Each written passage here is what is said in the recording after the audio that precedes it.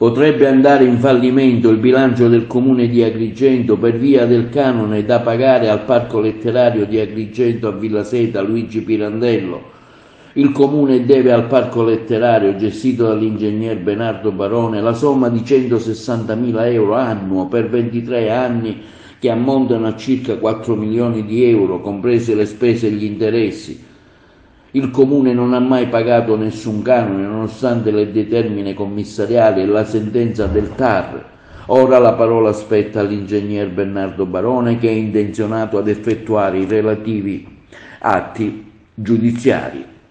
E sarà quella di fare in modo che finalmente l'accordo di programma, la legge regionale istitutiva del parco, che è stata sottoscritta dal Comune di Agrigento, quindi il Comune di Agrigento è il sostenitore primo e fondatore del Parco Letterario, però deve con i suoi dirigenti, e quindi l'amministrazione, ma con i suoi dirigenti, perché quelli che diciamo danno un po' a pensare sono i dirigenti, che non conoscono molte volte le cose che l'amministrazione fa e vuole fare o ha già fatto e ha sottoscritto, e quindi noi ogni anno presentiamo il programma, viene approvato dal collegio di vigilanza, 160.000 euro all'anno, pensi lei, per 23 anni, mentre gli altri enti hanno pagato o in parte, ma il comune mai. E lo stesso commissario che c'è stato del Comune di Agrigento ha riconosciuto il debito, un debito fuori bilancio che va pagato subito. Noi siamo stati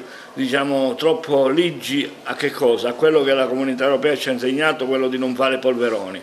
Ma ora è venuto il momento di essere rispettati più che fare polveroni, e quindi speriamo che la sentenza TAR che già abbiamo ottenuto e che si trova nei cassetti dell'amministrazione comunale venga rispettata, e che proprio dice che un accordo di programma, tutto ciò che c'è nel progetto esecutivo va praticamente messo in funzione, compreso il finanziamento che è la base di un accordo di programma. Ma lei ha cercato un'interlocuzione con i sindaci, i primi cittadini?